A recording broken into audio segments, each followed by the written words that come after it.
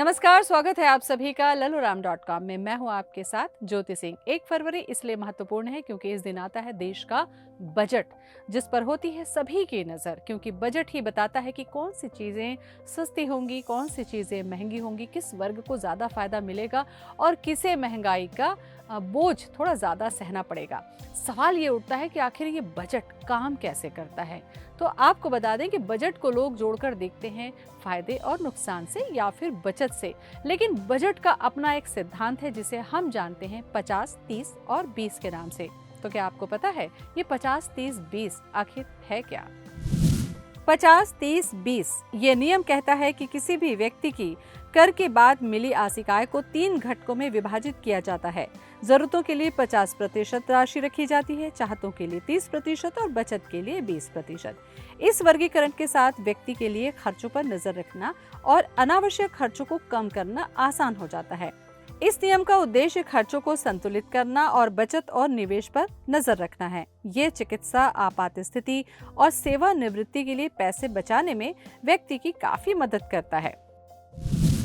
तो चलिए आपको बता दें कि 50, 30 और 20 इसका वर्गीकरण कैसे होता है। 50% यानी कि जो आपकी आमदनी है उसे अगर इनकम टैक्स डिडक्ट करने के बाद जो आपकी आमदनी हुई उसमें से 50% हिस्सा जो है वो बजट का होता है आपकी अपनी आवश्यकताओं पर, ऐसी आवश्यकताएं जिसे कटौती नहीं किया जा सकता। 30% हिस्सा होता है वांट का। वांट यानी कि चाहत आपकी कुछ भी हो सकती है, उसका वर्गीकरण भी मैं आपको बताऊंगी। इसमें कटौती की जा सकती है और यहाँ पैसा बचाया जा सकता है। और उसके बाद बचता है 20% हिस्सा।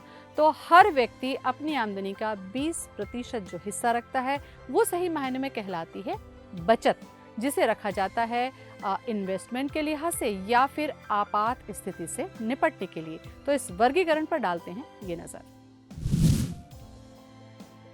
50% उन जरूरतों को पूरा करने में मदद करता है जो आपके अस्तित्व के लिए आवश्यक खर्च हैं। उनमें किसी भी कीमत पर देरी नहीं की जा सकती। जरूरतों में घर का किराया, भोजन, किराने का सामान, EMI जैसे खर्च शामिल हो सकते हैं। क्रेडिट कार्ड बिल और अन्य उपयोगिता बिल, बीमा प्रीमियम आदि इस श्रेणी में आते हैं। यदि कोई पे भुगतान में देरी या फिर चूक हो जाती है तो ये आपको परेशानी में डाल सकता है या फिर देरी के कारण वित्तीय बोझ आपका बढ़ सकता है। इसलिए इसे आवश्यकताओं की श्रेणी में रखा जाता है।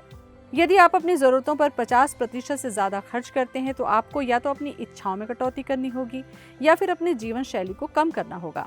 व्यक्ति के लिए जरूरी है कि आवश्यकता और चाहत को पहचाने। टीवी केबल सब्सक्रिप्शन या फिर नेटफ्लिक्स या फिर नया आईफोन जैसी विलासिता की चीजों को चाहत माना जा सकता है और उस पर नियंत्रण रखकर अपनी आमदनी बचाई जा सकती है। 30% जो आंकड़ा है वो कहलाता है चाहत यानी कि वांट। चाहत उन वस्तुओं की एक सूची बनाती है जो आपके अस्तित्व के लिए जरूरी नहीं है, लेकिन आप उसे प्राप्त करने की इच्छा जरूर रखते हैं। यही सबसे पेचीदा अनुभाग कहलाता है। इसमें सबसे ज्यादा आपको डिसिप्लिन की जरूरत होती है। यदि आप अनियमित होंगे, अपनी जरूरतों को पूरा करने के लिए बचत से ज्यादा खर्च करेंगे तो फिर ये आपके लिए मुश्किल भी खड़ी कर सकता है। आप किसी महंगी खरीदारी के लिए विशेष रूप से एक अलग छोटे फंड के रूप में कुछ राशि अलग रखना शुरू कर सकते हैं। इससे आपको छोटे ऋण या फिर नो कॉस्ट EMI के जाल से बचने में मदद करता है। अपनी इच्छाओं पर अंकुश लगाने के लिए आप रिटेल थेरेपी पर जाने से भी बच सकते हैं और किसी भी अनावश्यक खरीदारी से बचा जा सकता है। अब बात करते हैं 20% की। जरूरत और इच्छाएं किसी व्यक्ति की वर्तमान मांगों को पूरा करती हैं, जबकि अगर बचत की बात की जाए तो ये भविष्य की मांगों के लिए होती है, जैसे सेवानिवृत्ति के बाद के खर्च, स्वास्थ्य या फिर किसी भी आपात स्थिति का ख्याल रखने में ये बचत मदद करती है। आपको ऐसे तरीकों में निवेश करना चाहिए जो मुद्रास्फीति को मात दे और बिना अधिक कागजी कार्रवाई और निकासी शुल्क के आसान से निकासी की अनुमति हो। आप अपने दीर्घकालिक लक्ष्यों के लिए बचत और निवेश भी कर सकते हैं। आप small cap, multi cap, SIP जैसे विकास फंडों में निवेश भी कर सकते हैं। आप एक आपातकालीन फंड बनाना भी शुरू करते हैं जो आपको 3 से 6 महीने के खर्च और आपके द्वारा उपयोग की जाने वाली राशि को पूरा करने के लिए पर्याप्त बड़ा होना चाहिए। अब आप ये सवाल उठाएंगे कि आखिर 50, 30 और 20 का ये रेशो क्या सभी लोगों के लिए एक जैसा होता है? तो आपका ये सवाल उठाना लाजमी है, क्योंकि हर शहर में आपके आमदनी और उसके खर्च के आधार पर इसे बांटा गया है। लेकिन बेसिक अगर आप देखें तो इस रेशो पे अगर आप अपनी आमदनी का बजट बनाते हैं तो ये बिल्कुल सही होगा। क्या है इसको बनाने का फायदा, यानी कि लाभ कैसे मिलेगा, ये भी हम आपको बताते हैं। ये बजट बनाने के लिए एक सरल सी रूपरेखा है और जटिल गणनाओं के बिना तुरंत लागू की जा सकती है। ये आपके खर्च और बचत के निवेश के बीच वित्तीय संतुलन बनाने में आपकी मदद करता है।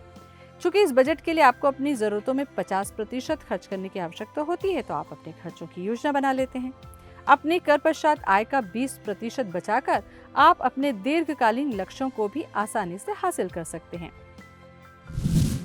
और इस रेशो पे, यानी कि इस अनुपात पे बजट बनाया जाए, इसका उद्देश्य क्या होता है? इसका सीधा सा उद्देश्य ये होता है कि जो आपकी आवश्यकताएं हैं, जो ज़रूरतें हैं जिसके बिना आप सरवाइव नहीं कर सकते, उस पे सफिशिएंट पैसा खर्च किया जाए और आपात स्थिति के लिए जो रखना है राशि, यानी कि 20% हिस्सा वो ज़रूर रखा जाए, क्योंकि ये आपकी उस समय पर काम आता है जब किसी आपात स्थिति की बात हो, बच्चों के एजुकेशन की बात हो या फिर इन्वेस्टमेंट के लिहाज से। तो ये था वर्गीकरण का फायदा।